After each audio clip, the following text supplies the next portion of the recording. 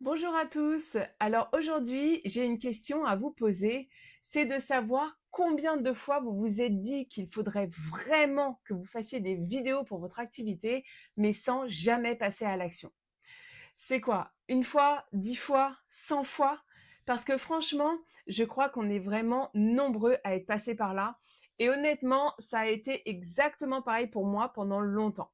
Je savais très bien que faire des vidéos pouvait m'aider pour mon activité. Je savais que ça me permettrait de toucher plus de monde, d'expliquer mes idées, de créer du lien avec les personnes qui me suivent. Enfin bref, je savais que c'était vraiment une bonne idée et pourtant, je ne le faisais pas. Par contre, j'étais vraiment championne pour me raconter plein d'histoires. Je me disais que je n'ai pas le temps. Je vais attendre d'avoir un meilleur matériel. Je vais attendre d'être plus à l'aise. Je vais attendre d'avoir quelque chose de vraiment intéressant à raconter. Mais avec le recul, c'était clairement pas ça le problème. Le vrai problème, c'est que je n'avais tout simplement pas envie qu'on me voie. J'avais vraiment un problème avec l'idée de m'exposer. Pourtant, en tant qu'entrepreneur, on dit souvent qu'on doit être plus visible. On veut toucher plus de monde, on veut développer son activité, on veut trouver plus de clients.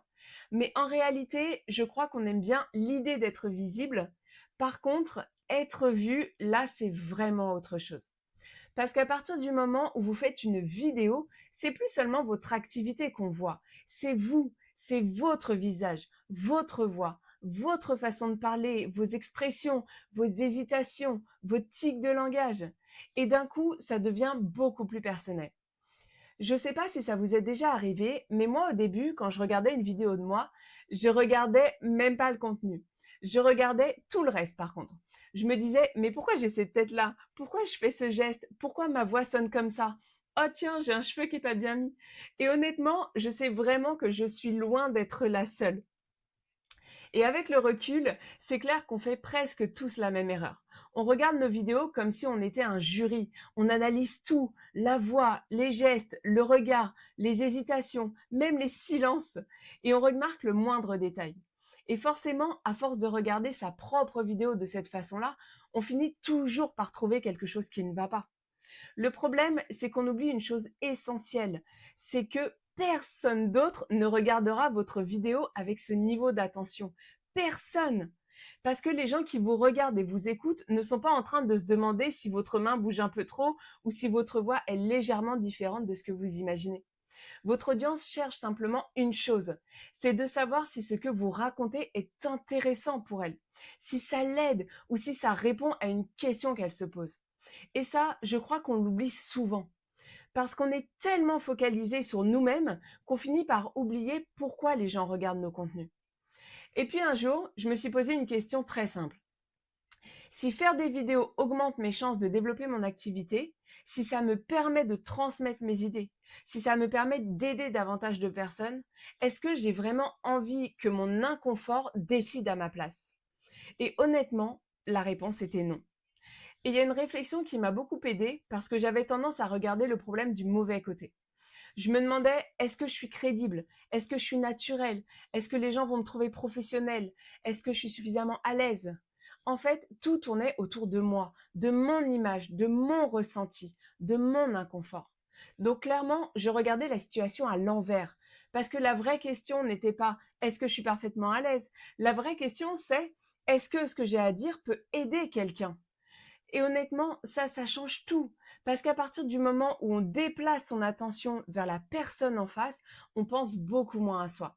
On pense moins à sa tête, à sa voix ou à son image, et on pense plus à la valeur qu'on apporte. Et je vais même aller un peu plus loin. Parce que vous savez que vous avez réellement quelque chose d'utile à partager.